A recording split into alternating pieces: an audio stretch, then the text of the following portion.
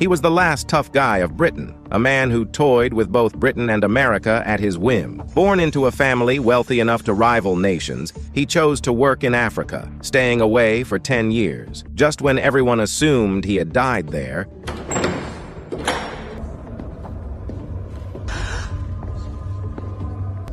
hell opened up.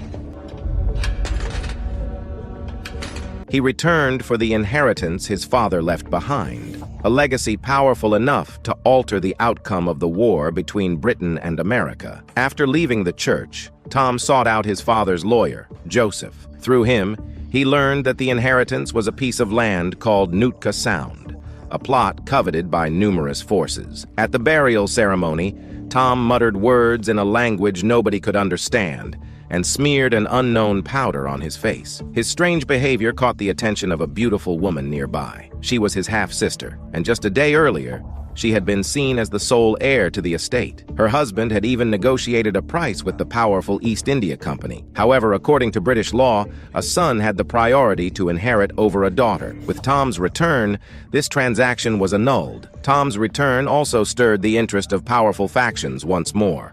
After investigating his past 10 years, they came to a conclusion. Awful and unnatural and, I'm sure, untrue. That night, Tom returned to his father's old house, where he met the servant who had watched him grow up. The servant was now the only person Tom could trust. This Nootka Sound is a curse, and I have sworn to do very foolish things.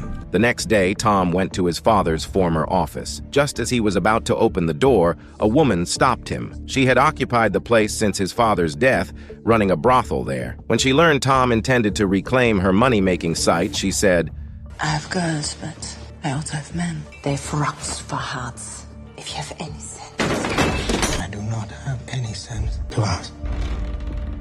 Afterward, Tom was invited to the East India Company, where he met Stuart, the chairman of global affairs. Stuart wasted no time, expressing his desire to purchase the land from Tom. Tom's response was a blunt refusal. Seeing Tom's indifference, Stuart finally snapped. Why don't you just open the fucking envelope? Good day. Well, Tom hired 2 gravediggers to exhume his father and then brought in an anatomy doctor to find out the real cause of his father's death. What no one knew was that Tom's 10 years in Africa had exposed him to unimaginable suffering, a torment that also granted him ancient forbidden shamanic skills.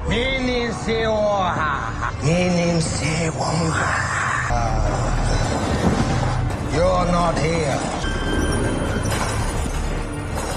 So don't you dare stand there. Today, I have work to do. The doctor had completed his work, revealing that Tom's father hadn't died naturally. He'd died from consuming a large amount of poison in a short period. Tom paid the doctor 3 silver coins and instructed him to rebury his father. If this body is used for any other purpose, I will find you and I will kill you. I know things about the dead. Tom's next step was to repay his father's debts. Behold, 215 pounds and 17 shillings. You will form an orderly line. At that moment, a fair-skinned, beautiful woman approached him. She introduced herself as his father's widow, making her Tom's stepmother, though he'd never met her before. She even presented documents to prove it. Realizing the implications, the lawyer hurriedly took her to his office. If the documents were verified, she would be entitled to half of the inheritance by local law. The news reached the East India Company, who had eyes everywhere. After their offer to buy the port was rejected, the appearance of this woman rekindled their hopes. Lawyer Joseph brought them the critical piece of information they'd been waiting for. A dispatch arrived from Dublin. The marriage is confirmed and is legal. bravo! A whore actress to the rescue of the mighty East. But for her to succeed, she'd have to file a lawsuit, and her chances of winning weren't high. An event which may be imminent. The next day, Tom discovered the white horse tied outside his door was gone. The audacious thief had even left his name. Tom knew this name all too well. Atticus! Just then, a man named Atticus arrived, infamous as London's most notorious executioner. For the right price, he'd kill anyone. He told Tom that someone had paid to take his father's life. Gentleman comes in, sit right there where you are now. Says, how about old Norris Delaney? I sailed with old Norris all around the world. And who was this gentleman? Seeing Atticus was a capable man, Tom decided to pay him to work for him. Thus, two tough men joined forces. Late at night, Tom noticed someone following him. When he turned around, he found it was a little girl. She had overheard that a man named Big Silver Fang was planning to harm Tom. She led Tom to the ship where Silver Fang was supposed to be. To avoid alerting anyone, Tom anchored his boat far away and swam to the ship. When he climbed aboard, the man wasn't there. Since he was already there, Tom didn't leave empty-handed. He poured gasoline on the floor and set the ship on fire. When he returned to his small boat, the girl had disappeared. The next day, he visited the brothel owner, Heir, to gather information. Heir claimed she didn't know where Big Silver Fang was, but she did know who he worked for. Tom went to the address Heir gave him, where he met Dr. Barton, a surgeon. With a knowing look, Tom revealed Barton's other identity, an American spy planted in Britain. When Barton asked what Tom wanted, I want a line of conference with the President of the 15 States of America. Faced with a double-barrel shotgun, even the tough Tom had to retreat. On his way back, someone targeted him. A man pretended to be a passerby, but Tom saw right through his motives.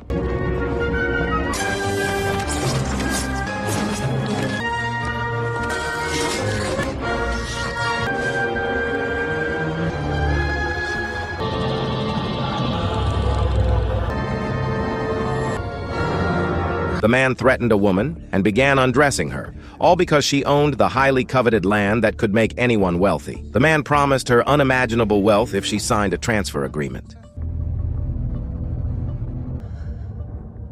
I've been told to await a better offer. The day before, a man's body was found on the beach. It was Big Silver Fang, who had attacked Tom and been killed in return. To send a message to other hitmen and stop them from working for the East India Company, Tom dug out Silver Fang's heart. Meanwhile, Tom woke up after being treated by American spy doctor Barton. As a representative of the United States, Barton hoped Tom would sell the land to them. After Tom refused, Barton decided to torture him, but he severely underestimated Tom. When brute force didn't work, Barton tried to use persuasion instead. So what do you want? Tea. You tell Carlsbad that I want tea. A monopoly. You should have said that from the start. Back home, Tom tended to his wounds. The previous night's assassination attempt made him realize that all factions were now desperate. He had his servant deliver a letter to the British royal family, offering to turn over the port to the nation. Meanwhile, the East India Company received a document from lawyer John. It was Tom's will. The will stated that upon his death, the port would be directly given to the United States as a gift. It is now in our urgent interest to keep the bastard alive. Not long after, a special guest arrived at Tom's old house. As his father's widow, she had successfully claimed half of the port's ownership, as well as half of the property's ownership. Helpless, Tom allowed her to stay. Later, as Tom's stepmother was preparing to return to the old house after a performance, she was stopped by a woman who claimed to be a fan. The woman invited her to accompany her to her idol's home. After they left, the stepmother realized that the woman had an ulterior motive. A duke had taken an interest in her, and now they were on their way to his estate. The carriage soon stopped. As the stepmother stepped out, she was immediately seized and brought before the plump duke. You will wear it for me tonight. There appears to have been a misunderstanding. I'm the fucking Duke of Richmond. He's on the gallows before Mass! Tom knew it was all part of the royal family's plot. The royal family could now arrest his stepmother and force her to surrender the land ownership. Sure enough, the next morning, a group of royal guards came to the house. What's happening? You must hold out. You will hold out. Look at me. I will warn the East India and they will free you. Hold out. Thus, Tom's stepmother was taken away. This is where the story picks up from the beginning. Just as the men were about to do something to her, the East India Company's agents arrived. They were the only ones who could oppose the royal family in London. If the stepmother signed the agreement, they would be completely cut off from Nootka Sound. Tom knew this and used it to his advantage, allowing his stepmother to escape. Through this incident, Tom's stepmother fully realized her situation. She decided not to fight Tom for control of the port and instead chose to join his side, uniting with him against other forces. That evening, Tom and his stepmother attended a ball where he encountered his half-sister and her husband. The man despised Tom simply because Tom had taken away his wife's inheritance. Enraged, the man vented his fury at Tom, but Tom easily lifted him out of the room by the scruff, like a chicken. Realizing he was about to become the laughingstock of the event, the man decided to salvage the situation. I declare it! I challenge James Delaney to a duel to the death!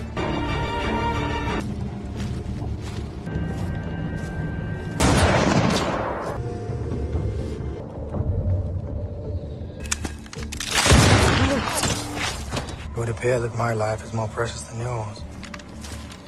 Having heard that reselling gunpowder was profitable, Tom found a gunpowder manufacturer and tossed his remaining silver coins to George, asking him to work for him. George, having never seen money before, eagerly accepted. The next day, the two arrived at a remote farm where they would manufacture gunpowder. George tasted cow dung first and then chewed pigeon droppings. They also needed 200 liters of urine as raw material, but the hardest part was refining the saltpeter. Amid the conflict between Britain and America, all saltpeter was tightly controlled by the British royal family. Trying to get a hold of it seemed nearly impossible. The only place left with saltpeter was the East India Company's warehouse. After sending George off, Tom prepared to return to town, but no matter how hard he tugged, his white horse wouldn't budge. The horse's strange behavior made Tom sense danger. Cautiously, he moved forward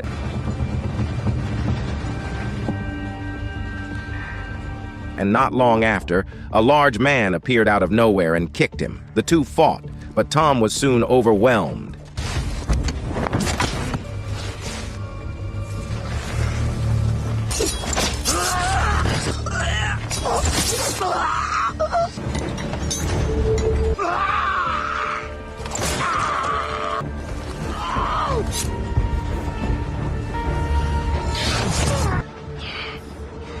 The next day, Tom visited Hager at the brothel, where he could solve his urine shortage problem. He asked Hager to bring the girls to the farm, reminding them to drink plenty of water. Then, Tom found Atticus.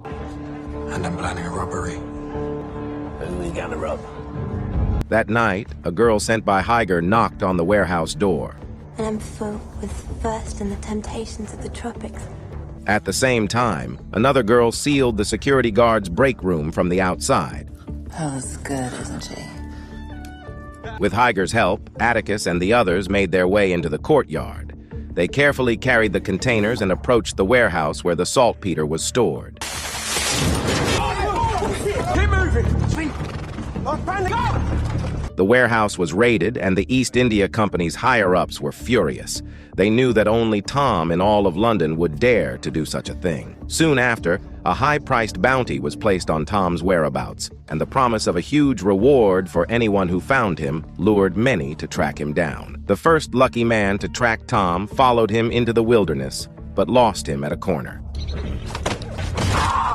Now, are you king or are you company?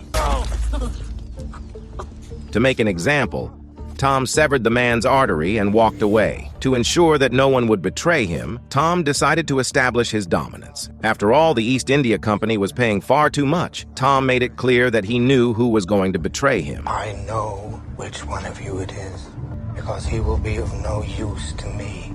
He will be of no use. I am inside your heads, gentlemen. Next, Tom went to Hager's brothel. He first pulled out half of a thumb as a warning, then took out a diamond from his pocket. You choose. Even so, there were still those who, driven by the bounty, weren't afraid of death. At this critical point in the Anglo-American conflict, gunpowder became the most sought-after strategic resource for both sides. Tom, being one of the few capable of producing gunpowder, quickly became the focus of attention. Before long, American spy Barton sought him out. News from the front lines indicated they would only have enough gunpowder for 10 more days. However, as an Englishman, if Tom were to hand over the gunpowder to them, it would be considered an act of treason. Just as Tom was about to refuse, Barton played his trump card. he recited the exact location of Tom's gunpowder-producing farm. It turned out that Barton's people had already infiltrated Tom's circle. If Barton grew desperate and revealed the situation to the British royal family, Tom would surely be executed for treason. After receiving Barton's promise of safe passage to America, Tom agreed. However, he insisted that the gunpowder be ready within 8 days. Tom then found his chemist, George, who explained that producing gunpowder in such a short time required adding chlorides. However, gunpowder with chlorides needed to be stirred constantly for 24 hours a day, and the stirring had to be delicate and stable. Even a passing fart could cause an explosion. And where do we get this chloride? Tom decided to take the risk and instructed George to work on the chlorides. The next day, Tom brought in workers to take shifts, stirring the gunpowder to ensure safety. With everyone working tirelessly day and night, the first batch of gunpowder was successfully produced. To transport the gunpowder out of London and send it to the front lines, Barton used his connections to spread a massive rumor. 6 people died from cholera. As the scene shifted, a convoy carrying 50 tons of gunpowder set off. They arrived at the city gates after dark. Despite Tom informing the guards that the cart was carrying cholera-infected bodies, the guards insisted on performing a routine inspection. Go! What happened? Good work, boy. Outside the gates, Barton had been waiting for some time. After delivering the gunpowder, Tom warned him. If my factory is discovered, I will know where to find you. The next morning, at the East India Company's headquarters, they received shocking news. The farm's owner, seeking the bounty, had reported Tom's treasonous actions. Gentlemen, we have Delaney's factory. No one noticed the secretary, Frege, who was nervously sitting by. After work, he rushed to Tom and revealed everything that had been discussed in the company's meeting. I will deal with it. Go home. After sending Frege away, Tom went to his factory and ordered everyone to move the gunpowder immediately. However, George refused, citing the instability of the gunpowder. We are leaving now because we have been betrayed. No excuses. Meanwhile, in a church in the city, the priest received his first confessor of the day. At this moment, Tom had already transported the gunpowder via water. As expected, the East India Company's men were left empty-handed. In retaliation, they destroyed Tom's only ship, which was being guarded by Atticus's men. That night, Tom confronted Atticus, demanding an explanation. You were meant to be guarding a ship.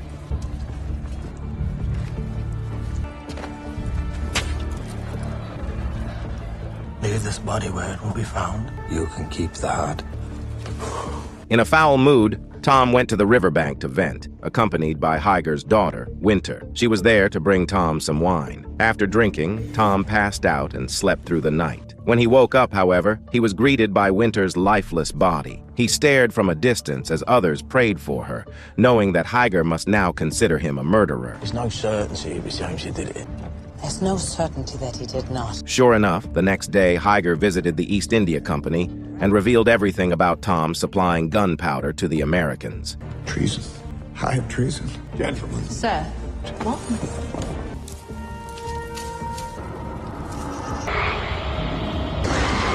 After work, Frege hurriedly told Tom the news, but Tom seemed to have already anticipated it. He went to a tavern and told an actor, Very quickly, and very, very quietly. The special forces sent by the royal family had arrived. They arrested Tom for treason. According to British law, once a criminal confesses to treason, all of their property is forfeited to the state. With that, the coveted Nootka Sound would become theirs. To force Tom to confess, they subjected him to inhumane torture, with a doctor on standby to provide medical assistance. But Tom understood that if he gave in, he would truly lose his life. He insisted on meeting with Stuart, the chairman of the East India Company, and promised that after the meeting, he would personally confess to his crimes. Faced with this machine that seemed impervious to pain, they had no choice but to comply. Soon after, Stuart entered the prison cell. Tom threatened him, demanding that the charges against him be dropped and that Heir be set free. In addition, he demanded that a ship be prepared for him to leave Britain. 10 years ago, Stuart had been involved in the illegal slave trade. During one sea voyage, a disaster struck. and over 100 slaves perished at sea. Tom was the only survivor. If Tom exposed this, the East India Company would face condemnation from all corners of society. You have 4 hours. Back at the company, Stuart immediately ordered his men to carry out Tom's demands. They sent Heir and his companion out of the city, where they were handed over to Atticus and his men. As a return favor, Atticus silenced them, taking care of the situation for Stuart. Meanwhile, Tom emerged from the prison, with Stuart rescinding all charges against him.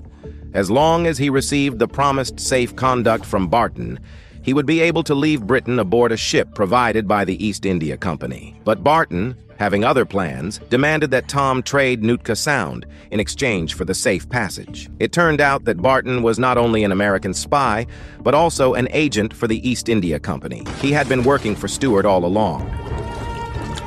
The double agent Barton met a grim end, and Tom's companions were ready with all the supplies. They just had to wait for the East India Company's ship to arrive to leave. At that moment, one of Stuart's trusted men arrived with the passage documents. Meanwhile, the royal regent issued a death sentence for Tom. But Tom had already anticipated everything. He ordered his people to lie in ambush and prepare for battle. Soon, a group of British special forces arrived at the dock. And with an explosion, Tom's war with the royal family truly began. They guarded the city gates, fending off wave after wave of special forces. For their survival, everyone, old and young, men and women, took up arms to fight. Even the timid George fought furiously. Tom and Atticus, dragging George, rushed toward the ship, but the crafty soldiers blocked the only boarding point. Just as they were at an impasse,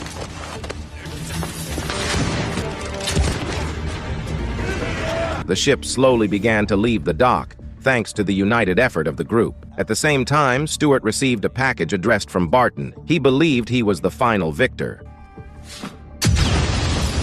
America then? Ponta Delgada in the Azores. I thought the gunpowder was for the Americans. We are Americans.